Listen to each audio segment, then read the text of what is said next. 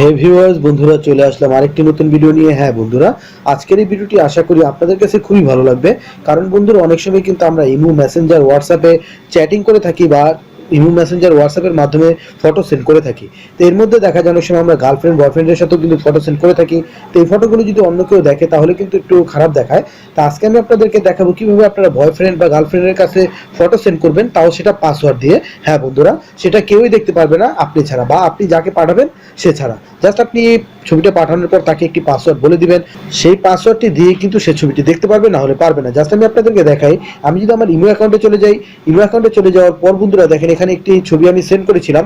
Just send করার পর বন্ধুরা দেখেন এখানে যদি আমি জাস্ট ছবিতে ক্লিক করি, ক্লিক করার পর বন্ধুরা জাস্ট আমি ওপেন করবো। এখান থেকে আমি পিডিএফ ফাইলটি সিলেক্ট করে দিব। সিলেক্ট করে দেওয়ার পর বন্ধুরা দেখেন এখানে কিন্তু একটি পাসওয়ার্ড চাচ্ছে। এই পাসওয়ার্ডটি যতক্ষণ আমি না দেবো ততক্ষণ কিন্তু আমি ছবিটি দেখতে পারবো না। জাস্ট আমি পাসওয়ার্ডটি দিয়ে ওপেন করলাম, আমার ছবিটি কিন্তু ওপেন হয়ে গেছে। তো এইভাবে আপনারা চাইলে আপনাদের বয়ফ্রেন্ড গার্লফ্রেন্ডের সাথে সিরিয়াসভাবে যে কোনো ফটো সেন্ড করতে পারেন, যেটা আপনি পাঠাবেন সেই দেখতে পারবে। তাকে যদি পাসওয়ার্ড বলে দেন অন্য কেউ দেখতে পারবে না।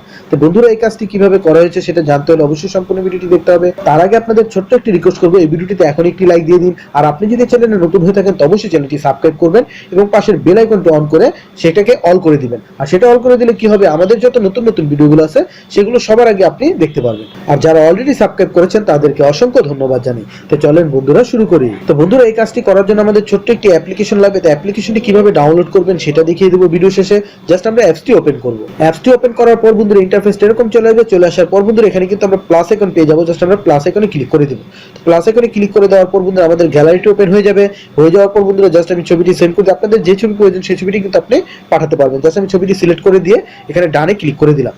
তো ডানে ক্লিক করে দিলে ইন্টারফেস এরকম চলে আসবে। চলে আসার পর বন্ধুরা উপরে কিন্তু তিনটি অপশন পেয়ে যাবো, মাঝখানে একটি অপশন পেয়ে যাবো পিডিএফ ফাইলের। জাস্ট আমরা এই অপশনটিতে ক্লিক করব।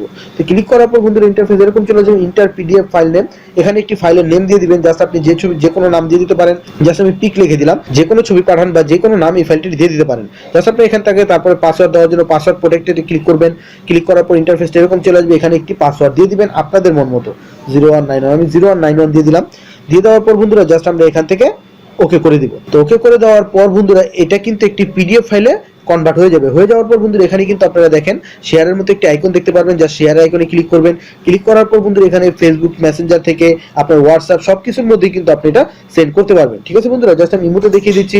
আমি ইমোতে চলে গেলাম। ইমোতে চলে যাওয়ার পর বন্ধুরা জাস্ট আমি এখানে ক্লিক করে দিয়ে সেন্ড করে দিলাম। তো সেন্ড করে দেওয়ার পর বন্ধুরা এই ফটোটি কিন্তু সেন্ড হয়ে গেছে।